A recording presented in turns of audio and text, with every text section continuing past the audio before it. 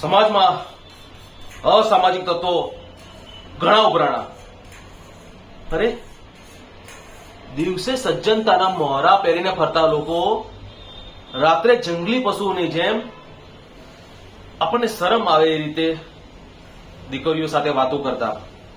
એ પણ જ્યારે આપણા મા બાપ સમાન વડીલો ઉભા હોય ત્યારે.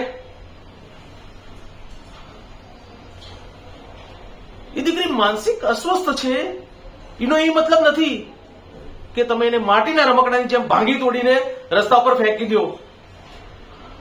એની પણ ઇજ્જત છે. એ પણ કોઈના ઘરની દીકરી છે, કોઈના ઘરની લક્ષ્મી છે. બાપ,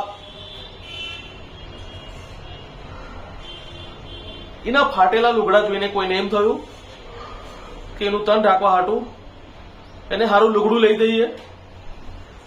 પશુઓ પણ નથી ખાતા એવા નરકમાંથી રોટલી વીણીને ખાધી ત્યારે આપણને એમ થયું કે આપણા અનાજમાંથી, આપણા ધાનમાંથી એક બટકું રોટલો એની થાળીમાં દઈએ, એને પાણી દઈએ. હા, આ દાખલા હું કોની હાટું બેહાડું છું?